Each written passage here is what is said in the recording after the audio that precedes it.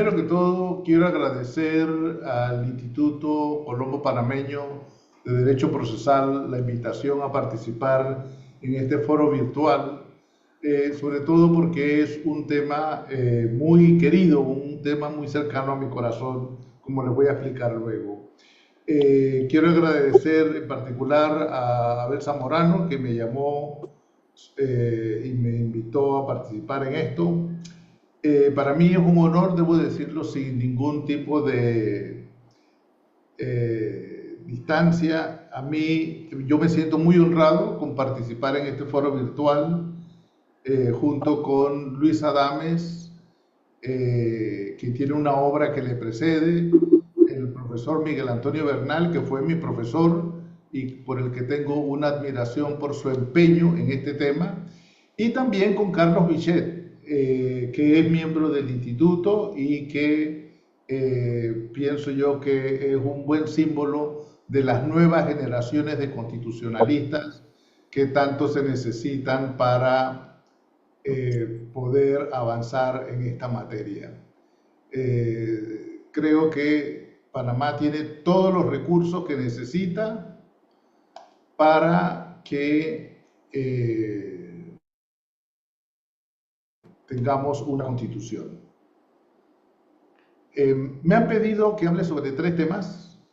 Me han pedido que hable sobre la reforma constitucional, el concepto de constituyente originaria y el concepto de constituyente paralela y su visión. Entiendo que su visión se refiere a la mía, no a la visión de la constituyente paralela. Pues muy bien, para empezar, quiero decir que, y lo voy a hacer así de una manera sintética porque no tenemos mucho tiempo, la constitución panameña es irreformable. No hay ni las condiciones ni la visión para reformar nada acerca de la Constitución. En ese sentido, comparto la visión del doctor Miguel Antonio Bernal de que no se trata de una reforma, se trata de una situación de cambio constitucional y en la doctrina eso también se llama sustitución constitucional. Sobre eso hablaré un poco más después. Sobre el tema de la constituyente originaria, sí quiero decir que la constituyente originaria no es un concepto que pertenece a la tradición jurídica que se inició con Sieyès por allá a finales del siglo XVIII. En realidad, de lo que se hablaba era de un poder constituyente originario.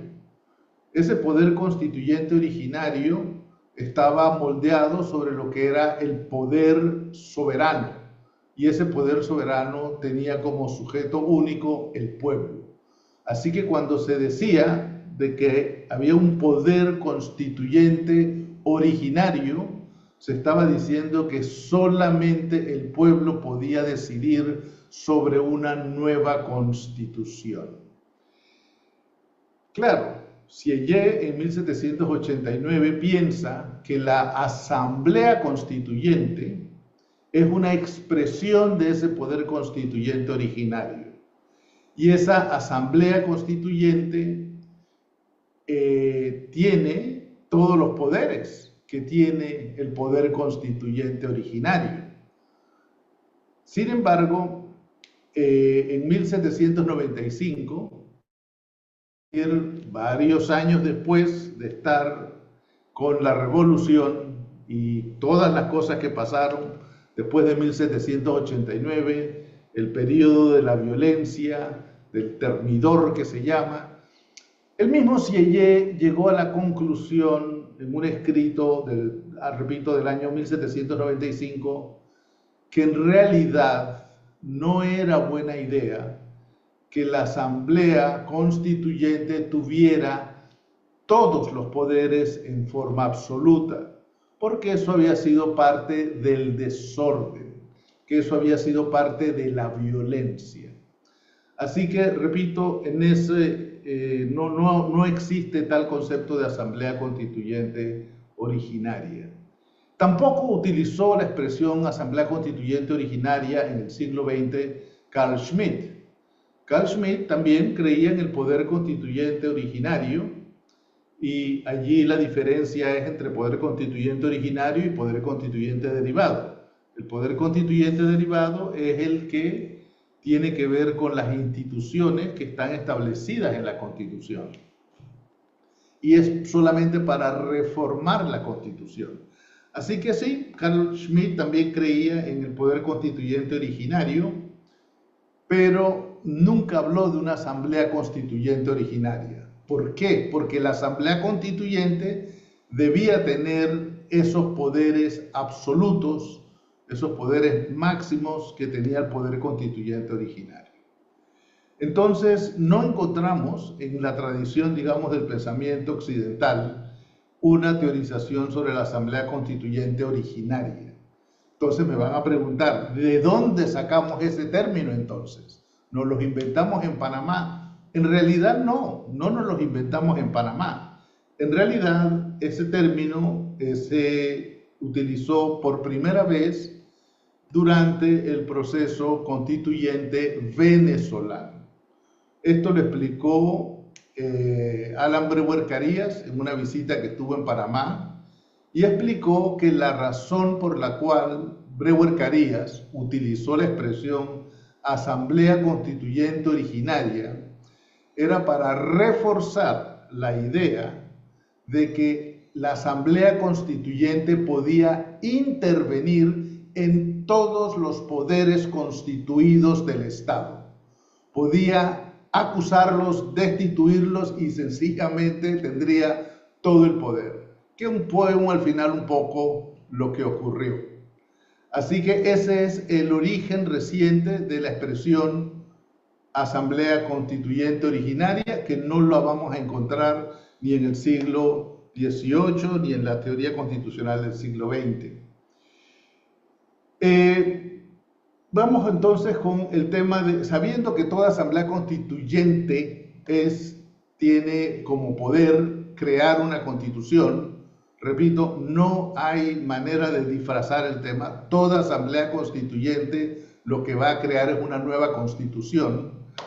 La discusión va a ser cómo se hace esto de la asamblea constituyente, cómo llegamos allí. Entonces, tenemos una serie de ejemplos que recurrimos al derecho constitucional comparado para mirar cómo surgieron estas asambleas constituyentes.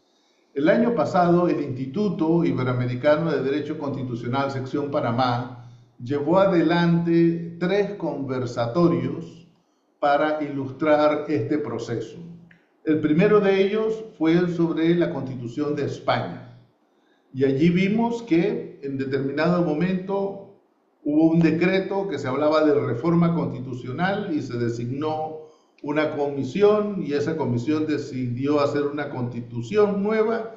Esa constitución nueva se llevó a referéndum y ese es el origen de la Constitución de 1978 en España. Es decir, de lo que se trata es de un proceso de acuerdo político, porque no podemos inventar y decir que es que los políticos fueron relegados. No, los políticos fueron los que llevaron adelante este proceso, si bien lo hicieron con un apoyo de la ciudadanía en forma amplia. Creo que también en ese momento debo apuntar al tema de la confianza. Había confianza en ese proceso. El segundo conversatorio que hicimos, lo hicimos sobre la constituyente colombiana. Así como para la constituyente española, contamos con la intervención del doctor Manuel Alcántara, el director del Centro Internacional de Estudios Políticos y Sociales, que está en la Ciudad del Saber. Para el segundo conversatorio contamos con la participación de uno de los constituyentes de la Constitución colombiana de 1991, el señor Fernando Carrillo Flores. Y Fernando explicó que la situación a la que llegó Colombia era una situación prácticamente ingobernable y en la que todos los sectores políticos tuvieron la necesidad de ponerse de acuerdo. Entre adversarios llegaron a ponerse de acuerdo y darse cuenta de que no había otro camino más que hacer una nueva constitución. Debo resaltar que en ese proceso colombiano los estudiantes jugaron un papel muy importante, porque estudiantes hay en todas las comunidades, estaban en toda Colombia y fueron un actor dinamizador del proceso constituyente. Básicamente el movimiento estudiantil se encargó de que hubiera papeletas, de que la gente pusiera su decisión en la urna si quería una constituyente o no, y al final se contaron los votos y era una abrumadora mayoría la que estuvo a favor de la constituyente. Así que la Constitución de 1991 colombiana es un buen ejemplo también de lo que es un ponerse de acuerdo y sobre todo con participación amplia de la ciudadanía. Al día de hoy, ambas constituciones, la española y la colombiana, son constituciones ejemplares en cuanto a las instituciones que consagran. El tercer conversatorio que hicimos fue el de Chile, el caso chileno. Para ese conversatorio contamos con Marcela, la directora de IDEA Internacional, que ella es de nacionalidad chilena y participó en ese proceso. Y claro, ella nos reveló un poco las raíces profundas de ese proceso que tenía que ver con el gobierno de Bachelet, en donde hubo digamos, un dinamismo en todo el país. La gente propuso cambios constitucionales, propuso artículos, propusieron reformas, pero muchísimos en todo el país. Y eso hizo bastante inmanejable toda esa información. Finalmente, cuando se decidió nombrar una constituyente, también como una respuesta ante la crisis política, esa constituyente trabajó un par de meses solamente en ponerse de acuerdo sobre el reglamento interno. Finalmente, cuando aprobaron la constitución, el nuevo texto de la constitución chilena, ese texto se llevó a referéndum. Y la gente, el electorado, rechazó el texto constitucional.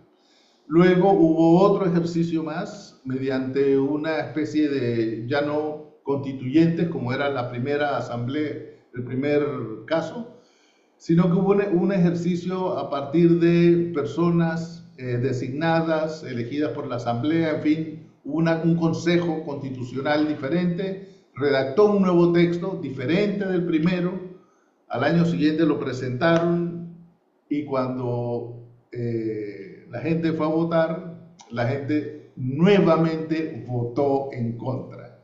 Es decir, Chile proporciona el caso ejemplar, si ustedes quieren, de cómo no se hace una constitución, porque obtuvieron 2 rechazos del electorado en forma consecutiva. Al día de hoy el proceso está muerto, porque eso es lo que ocurre cuando la gente se frustra. Cuando la gente se frustra ya no quiere saber más del tema. Entonces hoy no es que los chilenos aplaudan la constitución de Pinochet, es que nadie quiere entrar nuevamente en una discusión sobre la constitución. Es una discusión amarga, es una discusión que no les trajo ningún resultado, gastaron muchos recursos, gastaron muchas energías y al final no llegaron a nada. Así que esas 3 cosas las discutimos, fueron eventos que organizó el Instituto Iberoamericano de Derecho Constitucional, sección de Panamá, y eso es una manera en que nosotros hemos tratado de informar a las personas, a los líderes políticos y sociales de qué es lo que estamos entrando en este proceso. Estoy de acuerdo con Miguel Antonio de que el proceso ya inició. Ahora bien, yo quisiera distinguir 3 momentos en el proceso constituyente.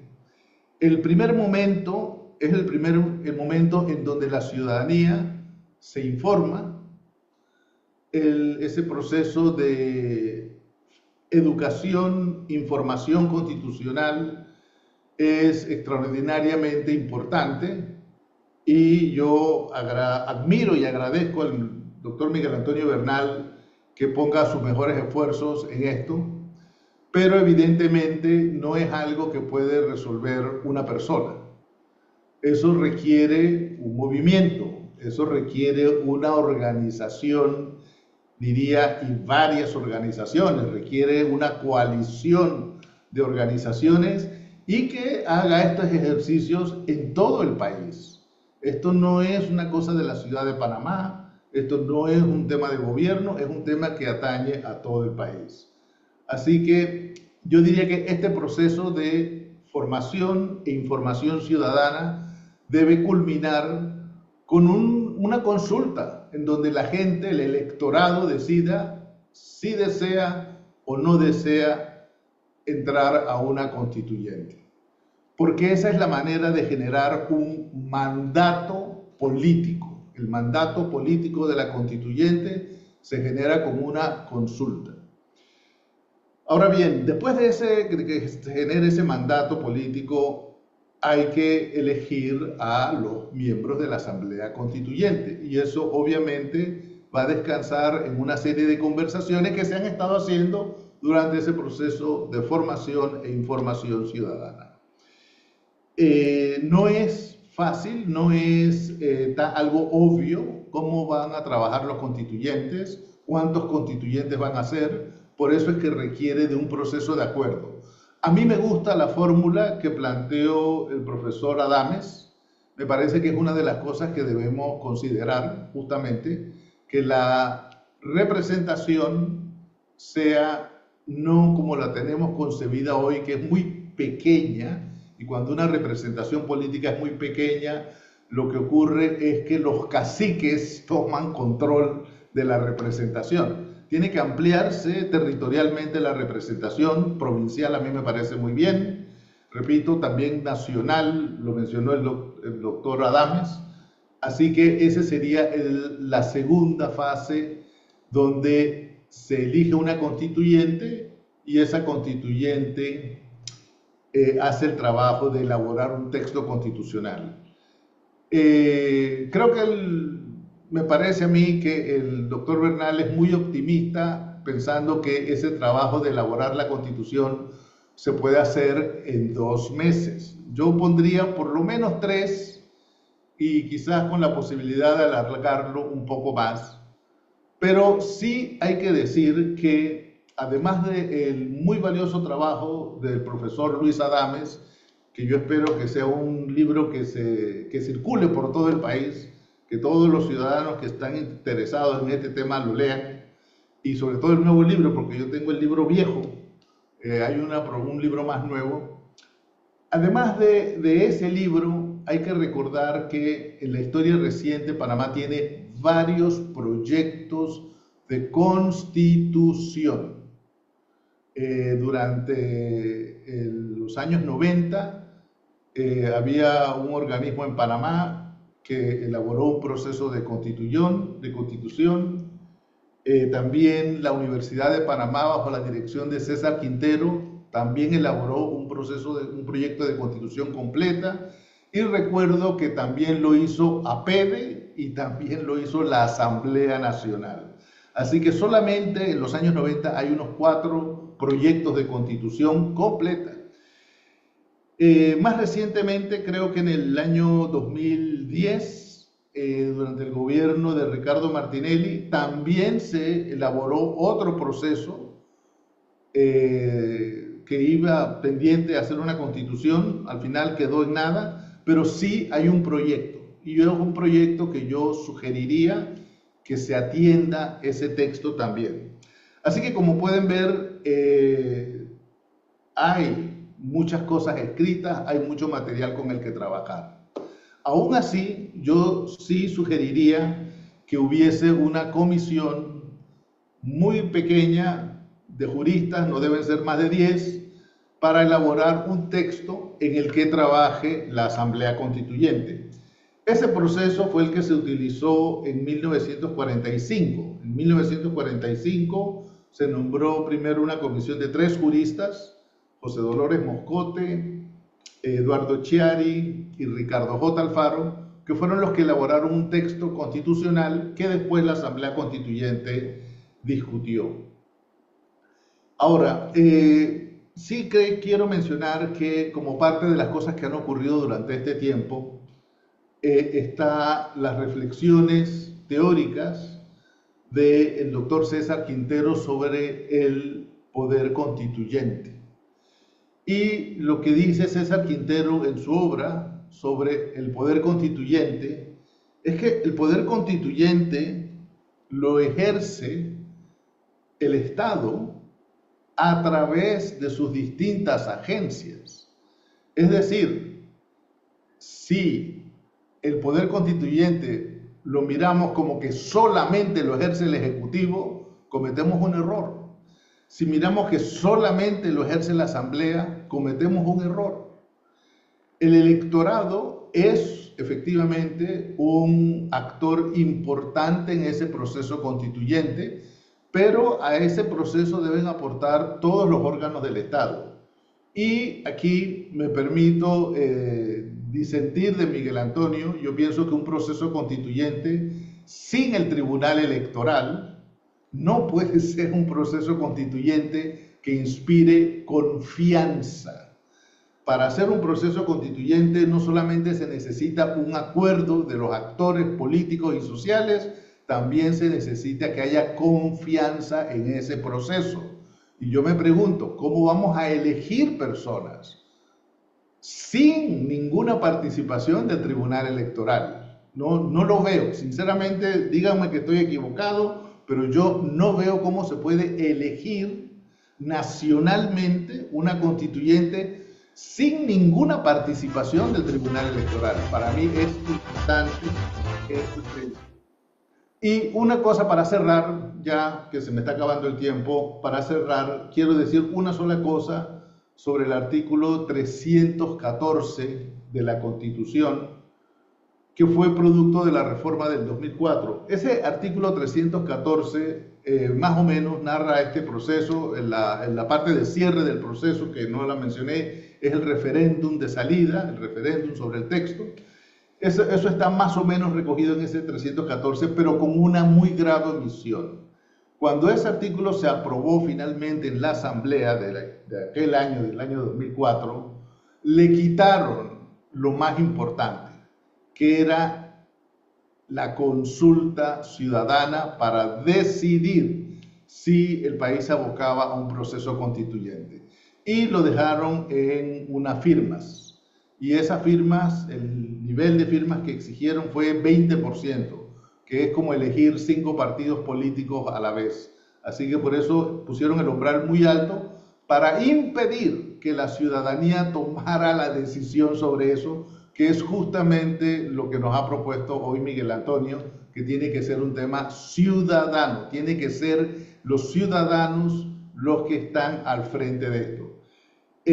También quiero decir que el proyecto que veo ahora en ciernes y que de alguna manera lidera la CEPRESAC es un proyecto que también trata de una asamblea constituyente paralela, porque ese proceso supone que la asamblea va a seguir legislando durante todo el tiempo. Ese proceso supone que el Ejecutivo se va a mantener intocable durante todo el tiempo. Eso supone que la Corte Suprema de Justicia va a permanecer intocable todo el tiempo. Y eso es una asamblea constituyente paralela. Es decir, funciona paralela al gobierno.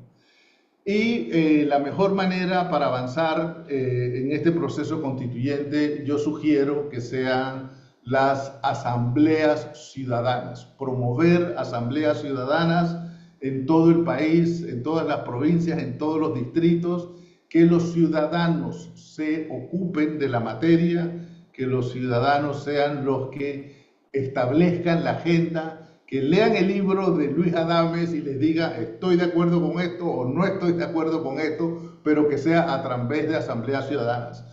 Yo, dentro de mi idealismo, también creo que los estudiantes universitarios pueden aportar mucho. Son la nueva generación. Es el país que se va a construir y necesita los insumos mentales, intelectuales de las nuevas generaciones. Lo dejo por allí por ahora. Gracias.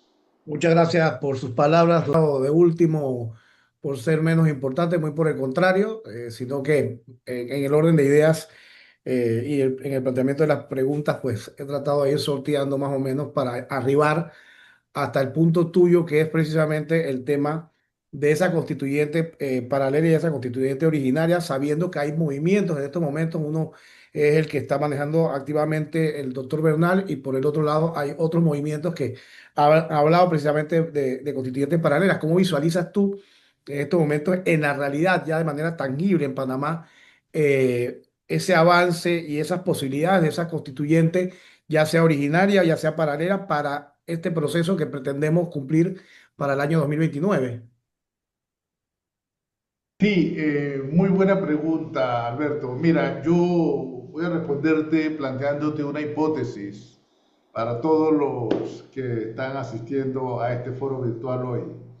Supongamos que se elige una constituyente, quizás el nombre de constituyente originaria, es decir, constituyente con apellido, no sea necesario, basta con decir asamblea constituyente. Y esa asamblea constituyente se integra y comienza a reunirse y de repente hay un fallo de la Corte que no gusta, hay un fallo de la Corte que la gente considera que es contrario al Estado. De repente hay una actuación del procurador o una actuación del contralor o algo que hace el Consejo de Gabinete que le preocupa mucho a la constituyente y como la mayoría de la constituyente no la controla nadie, la constituyente aprueba citar a estos altos funcionarios a una sesión para interrogarles sobre lo que están haciendo. Y entonces el funcionario, la autoridad que es citada a comparecer a la constituyente, interpone un recurso de inconstitucionalidad, un amparo contra esa citación. La pregunta es, ¿está la Corte facultada para dirimir eso y decirle a la constituyente con o sin apellido? Señores, ustedes no tienen derecho a hacer esto.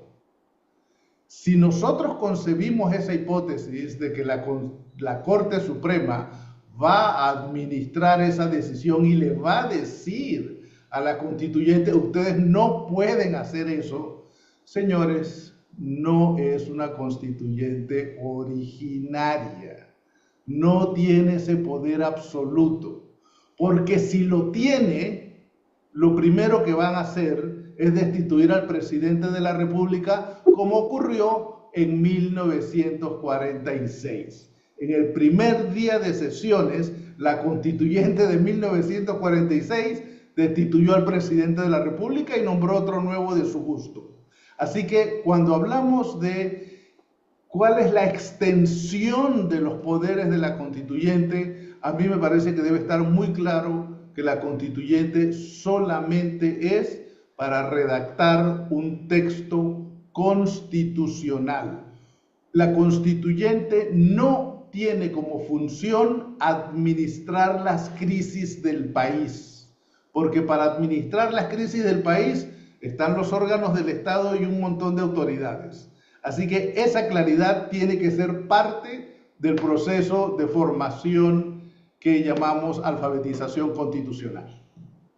Muchas gracias Jorge, muchas gracias a todos los expositores en la noche de hoy a nombre del Instituto Colombo Panameño. Yo creo que hemos tenido un panel como siempre de lujo y definitivamente pues creo que a nombre del Instituto Panameño, Colombo Panameño de Derecho Procesal, pues el tiempo que ustedes han invertido en la noche de hoy ha sido invaluable para precisamente lograr transmitir ese granito de arena en conocimiento a todas las personas que han tenido también esa intención